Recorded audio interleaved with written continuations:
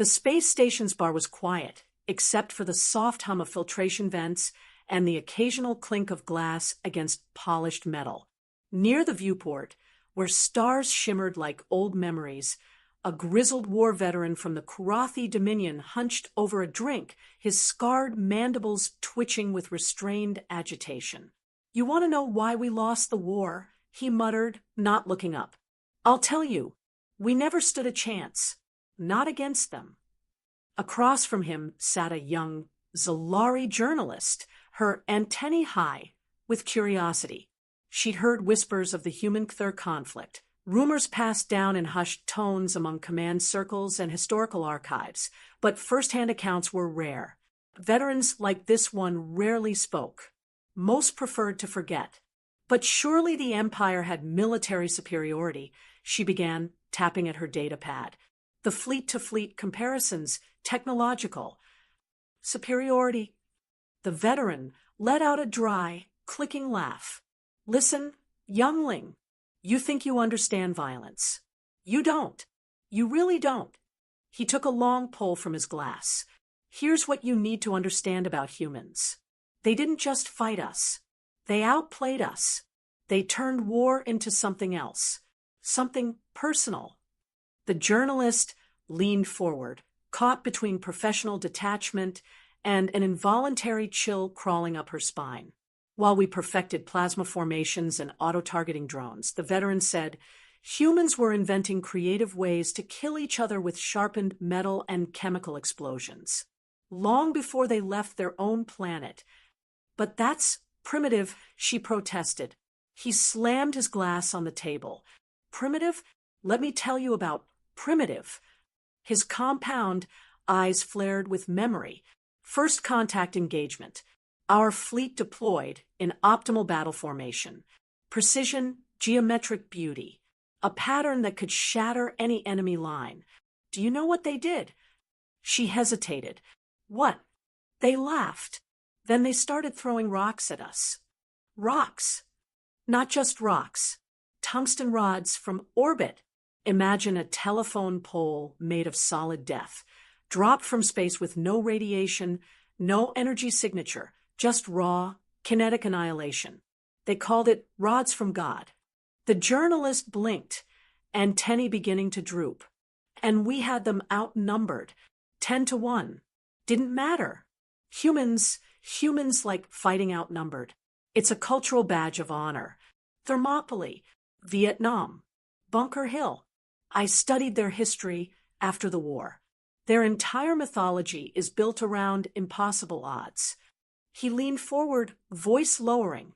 And then there's their children. Children, they grow up playing war. Not metaphorically, literally. Capture the flag. Laser tag. Paintball. Their civilians treat simulated combat as entertainment, as sport. By the time we met them, their entire population had already gamified battle. That's just simulation, she argued. No, he growled. That was rehearsal. The words hit harder than any missile. They turned strategy into stories, tactics into toys. Every school, every community, every screen glowing with endless variations of war.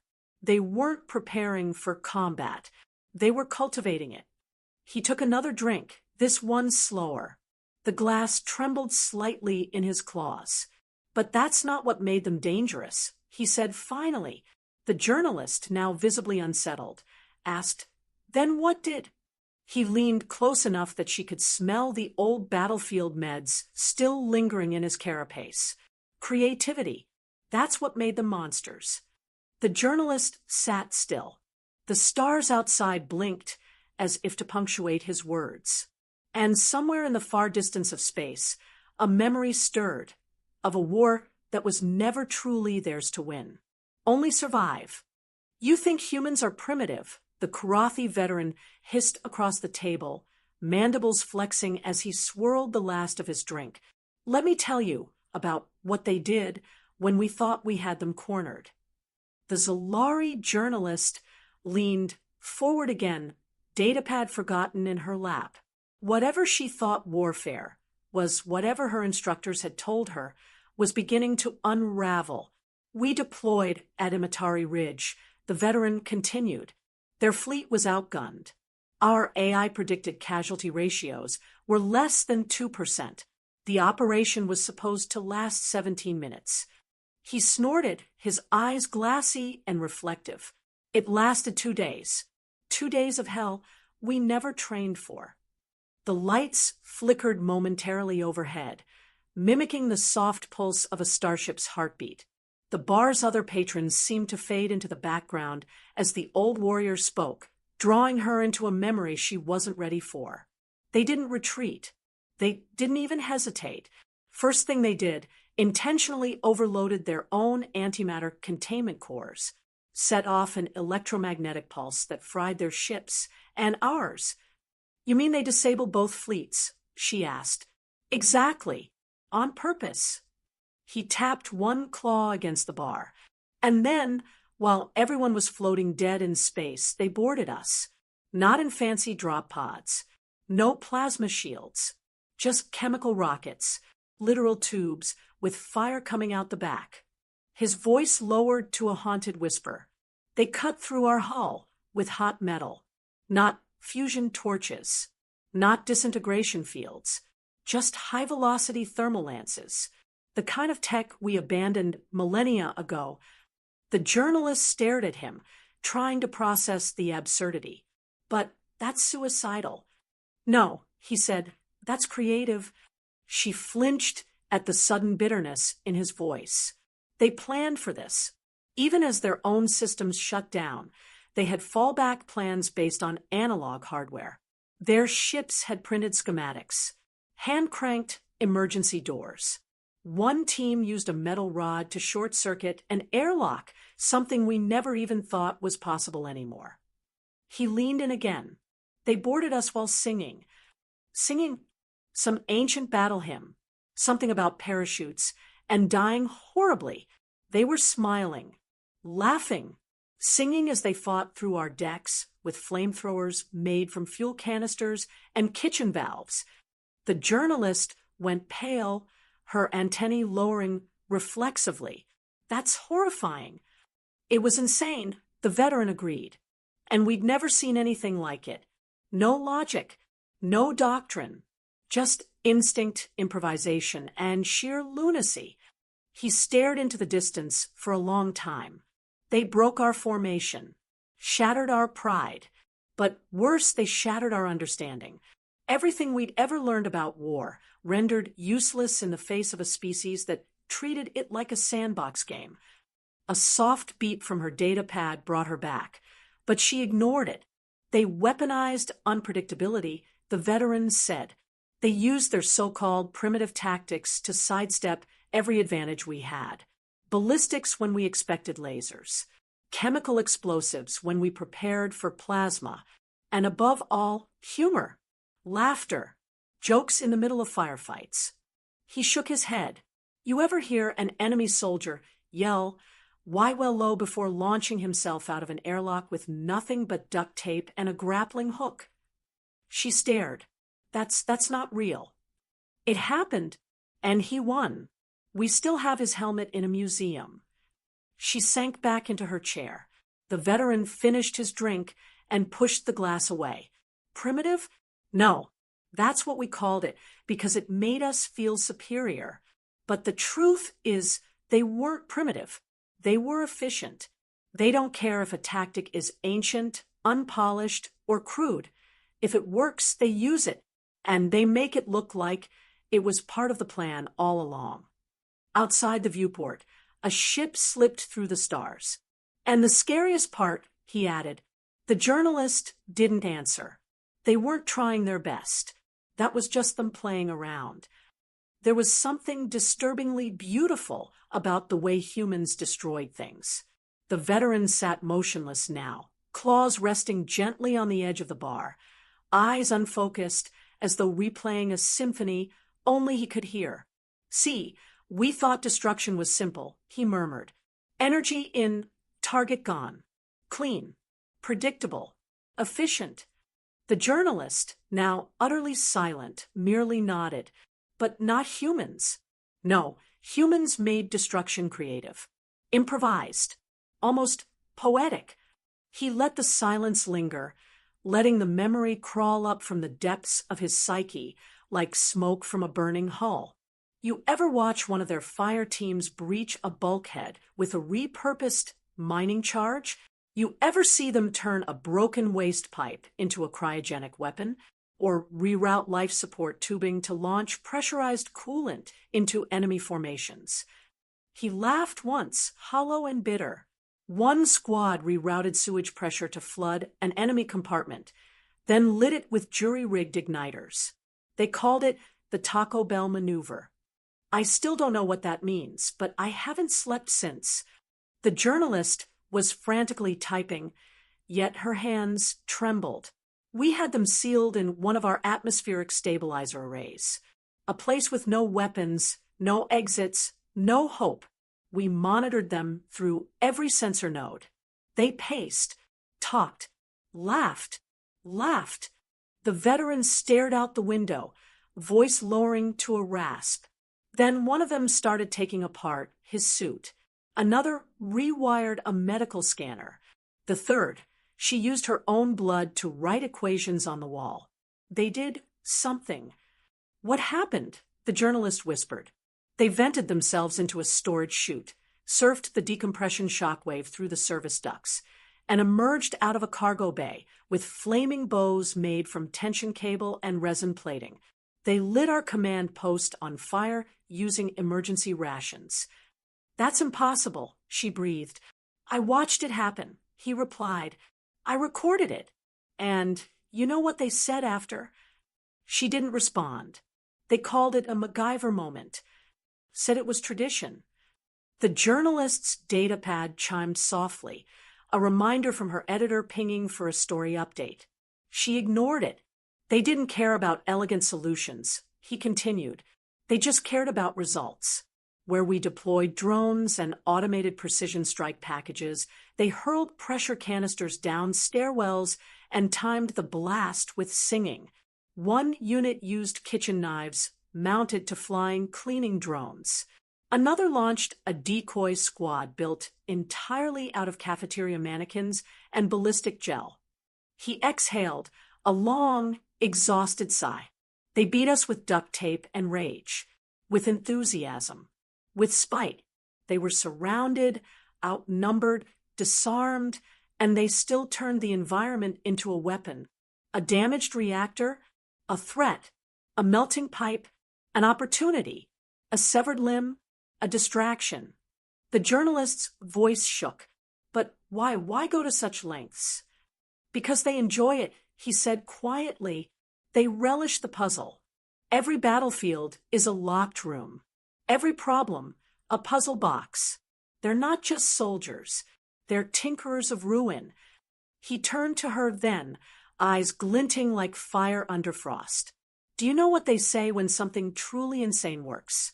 When they do the impossible, using the unthinkable. She shook her head. They say, it ain't stupid if it works. The veteran tapped his temple. That's not madness. That's doctrine. They sing. The words hung in the space between them, sharp and strange. The Kurathi veteran sat motionless now, gazing into the depths of his empty glass as if trying to drown the memory rather than the alcohol. They sing when they fight, not just once, not occasionally, not as ceremony, as practice. The journalist's antennae curled uneasily. Why? The veteran didn't respond at first. He simply stared out the bar's viewport as a long-haul freighter passed, its engine trails casting rippling shadows across the stars. It started during our first major boarding engagement. He said at last, we had them surrounded, tight corridors, overlapping fields of fire. No escape. We cut their comms, jammed their signals. They shouldn't have been able to coordinate. He blinked slowly. But then we heard it. Heard what? He didn't answer with words. Instead, his voice dropped into a low, gravelly chant, harsh syllables spoken in a tongue that didn't belong in his mouth. blood upon the risers. He stopped. The sound seemed to vibrate in the floor beneath her feet. It was one of their songs, he said, clearing his throat. A tune about failure, about death, about a parachute that didn't open and a soldier hitting the ground so hard they had to scrape him up with a spoon. That's horrible, she whispered. They call it gallows humor, he said, but it's more than that. It's ritual, rhythm, camaraderie, fear control, combat synchronization. He turned to her, all four eyes gleaming now with something close to awe. Their battle songs serve a purpose, sometimes tactical, sometimes emotional, always human. He leaned forward. They sing to feel braver. They sing to time their charges. They sing to scare us. One squad blared music through their suits during a breach, something called sabotage, and we thought they'd brought sonic weapons. It wasn't until they kicked down the door that we realized it was just a speaker duct taped to a shoulder plate. The journalist blinked. You mean they intentionally play music while storming ships? They've weaponized morale, he said grimly. They march in time to tempo. They scream lyrics during charges. They drum on their own armor as they go. He gestured broadly. We tried to jam it, block the frequencies, but they just sang louder. He tilted his head. You ever hear dozens of human voices echoing through a darkened corridor, half laughing, half howling, completely insane, while they advanced through smoke and blood? She shook her head, silently. You remember it. He swallowed hard, voice suddenly quieter. One platoon sang a children's song, something about 10,000 men marching up and down a hill, over and over. They stomped in time. Boom, boom, boom. By the time we realized it was just rhythm, our lines had collapsed. The journalist frowned. But wouldn't that alert your forces? Wouldn't silence be more tactically sound? He chuckled, bitter and hollow. That's the point. They want you to know they're coming. They want you to panic. He looked away again. Some sing to focus, some to remember home, some because they're too terrified to do anything else.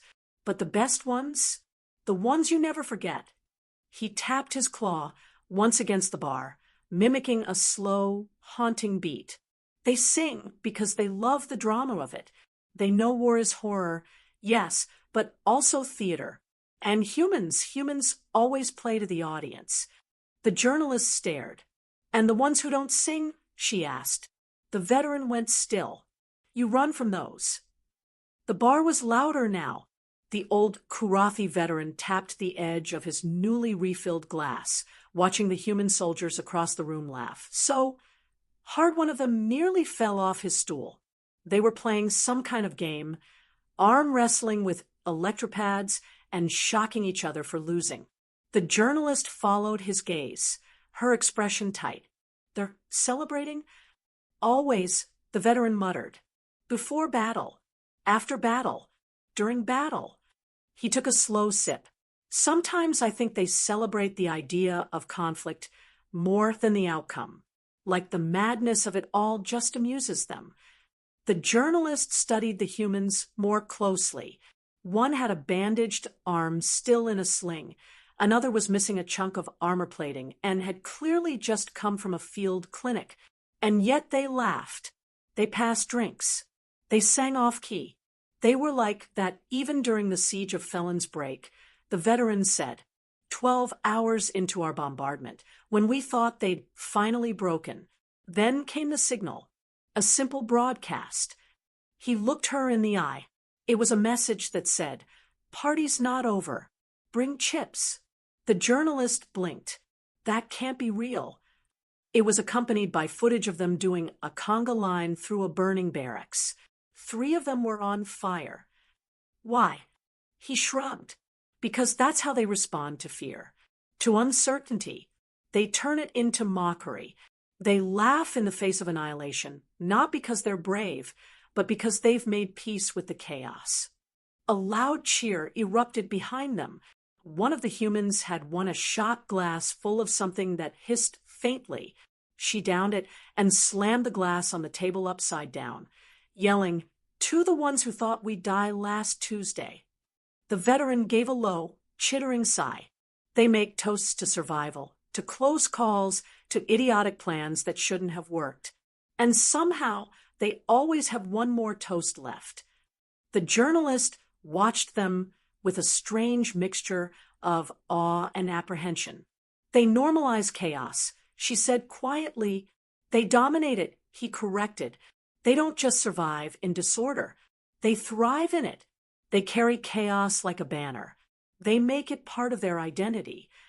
He gestured to one of the human's tattoos, crudely drawn, clearly done with improvised gear.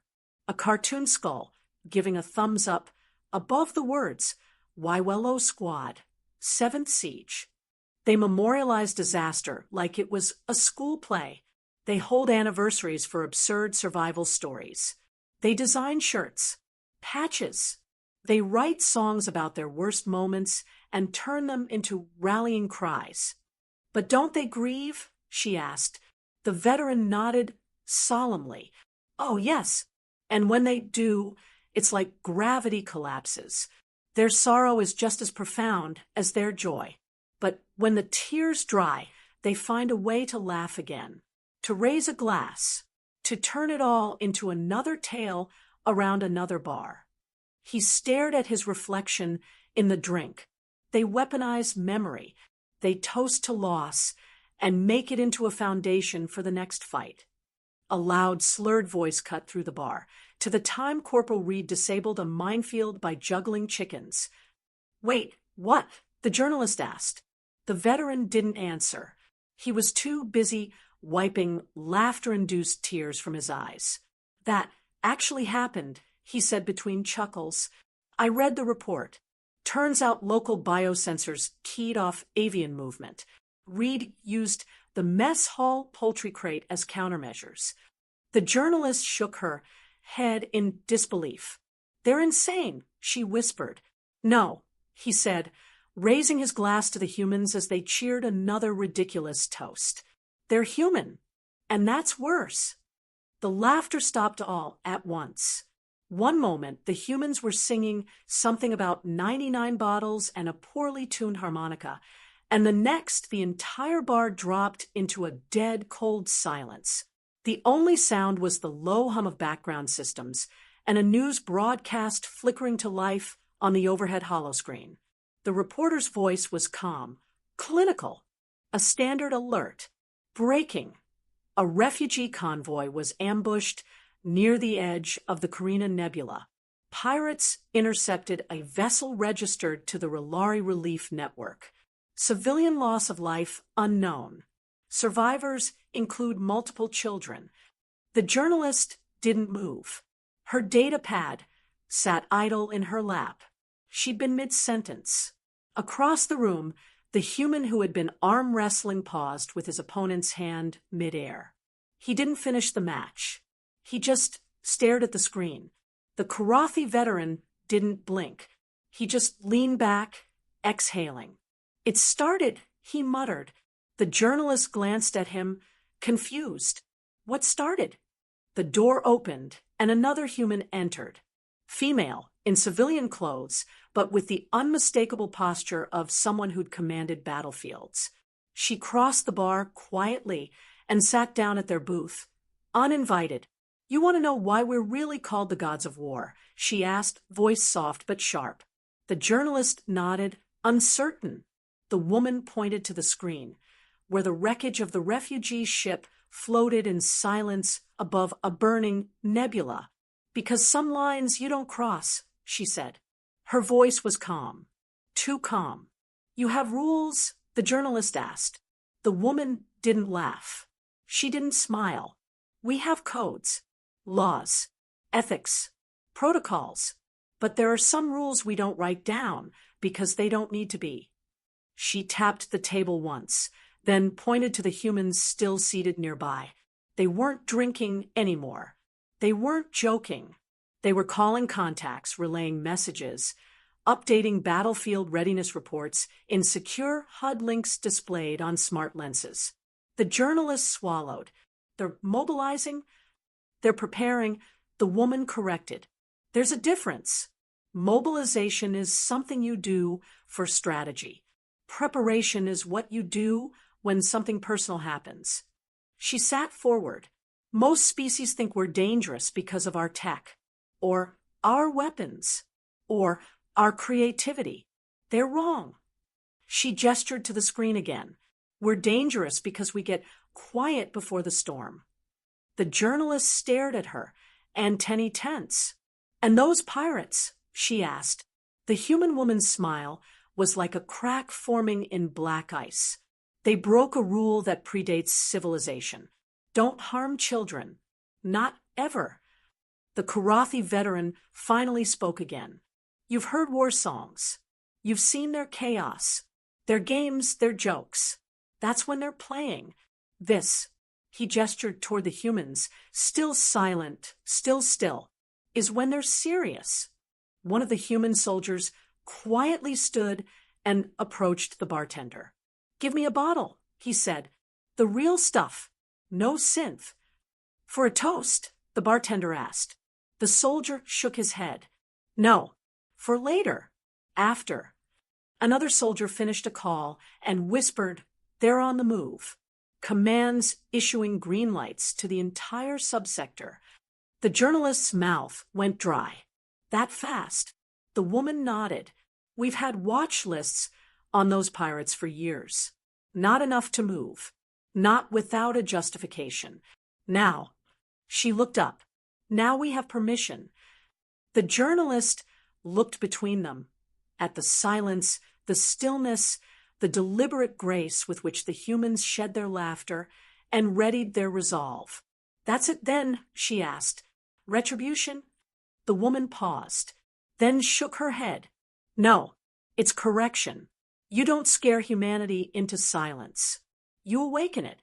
And when that happens, she turned back to the screen, watching the pirate sector flare red with new transponder pings. You find out what we really mean when we say we fight with purpose. The stars outside the station blurred as ships changed course. One by one, sleek silhouettes of military vessels began diverting toward the Carina Nebula. Not just human ships, others too. Frigate-class Arcarii destroyers, Relari patrol corvettes, and even two Hascari cruisers from a species once neutral in all human wars. The journalist watched the tactical display update in real time. How are they coordinating so fast? She asked, voice small. The human woman beside her leaned back, eyes cold and unwavering. Because they're not waiting on orders. They're responding to principle. The Karathi veteran nodded grimly. That's the part most people miss. When humans go to war over policy, they're dangerous. But when they go to war over values... He didn't finish. The silence was enough. The bar had become a kind of war room. The humans were still quiet, but not idle.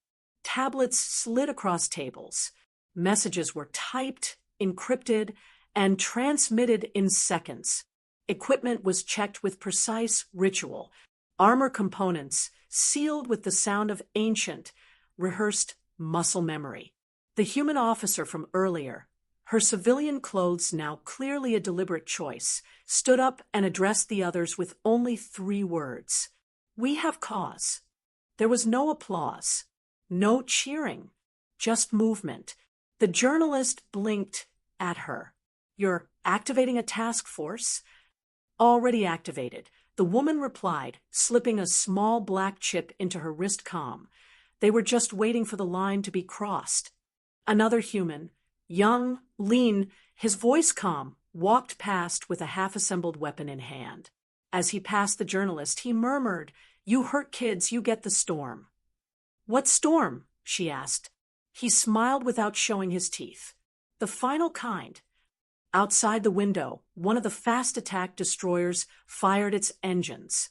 The plasma wake illuminated the bar in brief flashes of blue and white. Another human joined them. An officer this time, confirmed by the barcode tattoo half visible on his collarbone. Carina Nebula's surrounded. We've already closed the vectors. They're not escaping this time. The Karathi veteran exhaled. 3 years, he said quietly. You've been tracking them for 3 years. Longer, the female officer said. We just couldn't act. Not until the line was crossed. She turned to the journalist. Do you know why we're good at war? She asked. You're relentless, the journalist answered. That's part of it, she said. But it's because we never forget. Not who we've lost, not what you did, and not what we promised ourselves we'd do if we ever got the chance.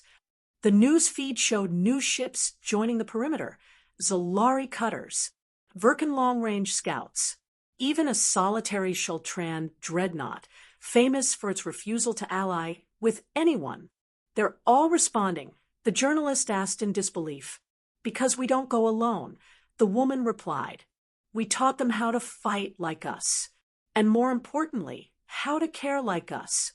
From the far corner, another voice joined them, one of the quieter soldiers, a woman with eyes that seemed to remember entire centuries. They didn't just attack a transport, she said. They attacked innocence. In human culture, we call that an act without redemption. The bar's atmosphere was iron now, cold, final. The Karathi veteran shook his head. They've never seen this side of you. They will, the officer said. We'll offer them surrender, because we always do. And if they don't take it, the journalist asked. The officer stared at the screen as the last ship arrived, a battle platform armed with railguns the size of starliners. Then we show them what mercy looks like when it's gone. The first engagement lasted 17 minutes. Not a single pirate ship escaped. The Carina Nebula lit up with coordinated flashes of precision fire. No superweapons, no dramatic ultimatums, just surgical strikes, every hit planned, every move executed with emotionless grace. The Zalari journalists sat frozen, watching the playback. The refugee ship had been secured first. Medical teams, human and alien, docked simultaneously. The survivors, mostly children, were evacuated under full shielding. That was priority one. It always was. Then came the enforcement. What you're seeing, the female human officer said beside her, is not vengeance. This is what we call message delivery. The journalist couldn't respond. We're not in this to annihilate, the officer continued, arms crossed, her gaze locked on the live feed. We're in this to define the rules. She nodded to the screen. And the first rule is, you do not harm the innocent. Not ever. That's not a doctrine. That's not strategy. That's something written into who we are. The footage shifted. One pirate vessel tried to flee. 3 ships intercepted. They didn't fire. Not immediately. They transmitted a single phrase in 38 languages simultaneously. Surrender. Or be remembered for your last mistake. The pirates didn't listen. They didn't get a second chance. The Karathi veteran, standing now beside the holographic display, tapped a control and froze the screen. You think this is about rage? He asked the journalist. It's not. Rage is messy. This is math. Cultural math. She turned slowly to him. I don't understand. It's not that they choose to respond this way, he said. It's that they have to. There are rules inside them.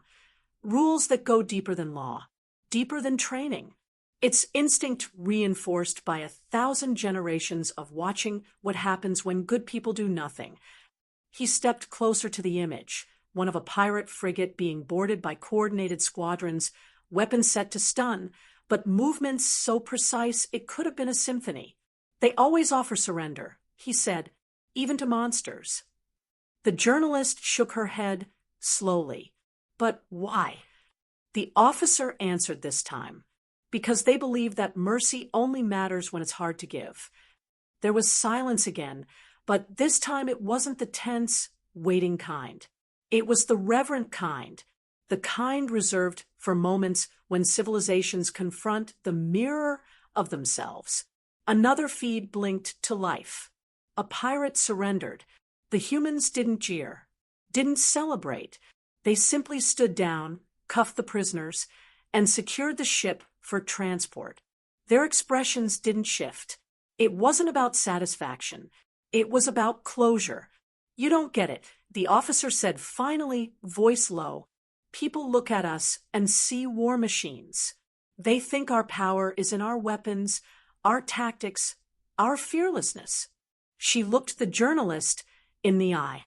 "But our real strength, it's discipline.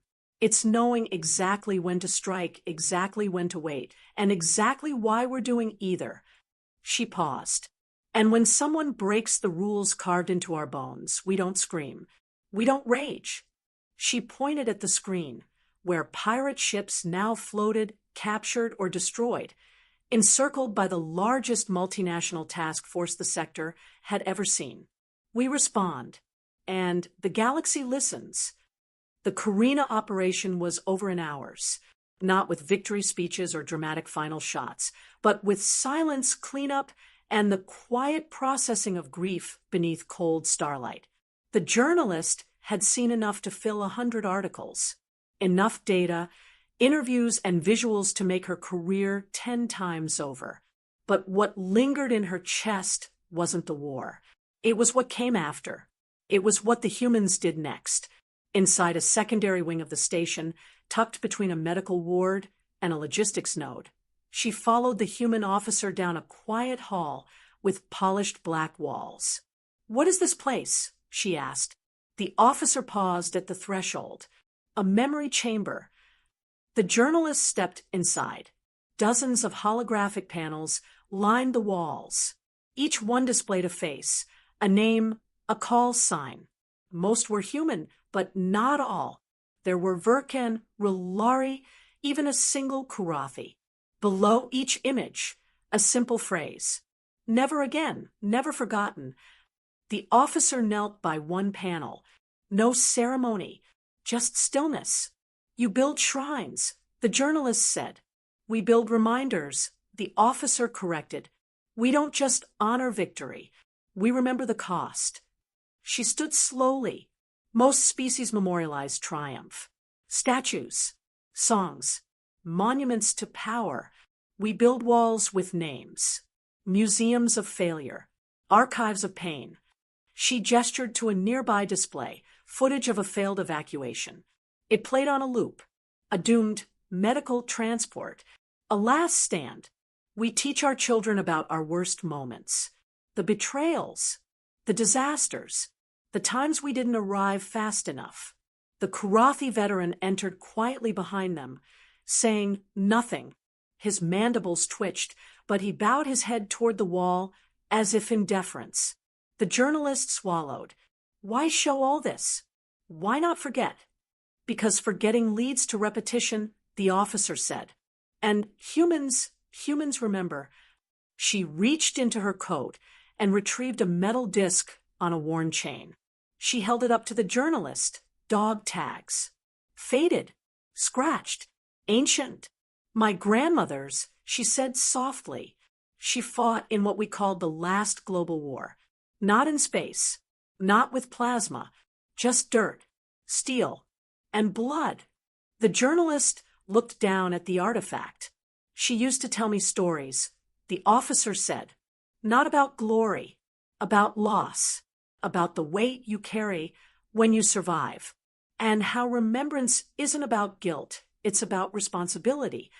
The lights in the memory chamber dimmed as another name etched itself across a digital slab. It had no fanfare, no music, just silence. And then Kellen Vire, medic, saved 27 lives, died delivering oxygen to the last. The officer nodded toward it. Every name we etch in ourselves. That's what it means to carry the memory. The journalist finally spoke. So that's why you win. The officer blinked. What do you mean? You fight with history behind you. You carry every mistake, every death. You're never alone on the battlefield. You're marching with ghosts. The Kurathi veteran stepped forward. And they sing louder than any war horn, he said. The journalist looked around the chamber one last time, absorbing the faces of the fallen, the quiet stories, the raw gravity of reflection. "I came to write about how humans fight," she said at last, "but I think the real story is how they remember." The officer turned to her. "That's why we're dangerous," she said, "because long after the battlefield clears, we're still there, writing names, whispering promises, carrying the weight." She walked to the doorway, then paused. "And that weight," she added, "is why we know exactly when it's worth lifting a weapon again." The station's bar was almost empty now. The battle was over. The pirate fleet dismantled. The refugees safe. The weapons stowed. And yet, the atmosphere wasn't triumphant. It was thoughtful. The journalist found herself back at her table with the Karathi veteran and the human officer. No one was shouting. No one toasted. The humans were quiet now, but not in mourning. It was a silence laced with awareness, with reflection. "Everyone talks about your capacity for violence," the journalist said slowly, "but they never talk about this part." The officer smiled softly. "Because this part doesn't make the headlines." She gestured to the remaining soldiers, some seated with steaming mugs, others quietly swapping gear, patching each other's armor with almost parental care. "We're not just warriors. That's the mistake people make," she said. "We're thinkers, storytellers, guardians, and yes, sometimes destroyers." The Karathi veteran nodded. "And sometimes the best destroyers are the best protectors." The journalist leaned in. "So tell me, why do you fight?" The officer was silent for a long time. Then she replied, with a voice firm and without hesitation, "Because we've seen what happens when no one does." She gestured upward toward the stars beyond the viewport. "There's darkness out there. And in here." She tapped her chest. "And fighting, it's never our first choice. But when we make that choice, it's with the full weight of every story that came before us." The journalist whispered, "And when don't you fight?" The officer looked at her. "When we don't have to." She paused.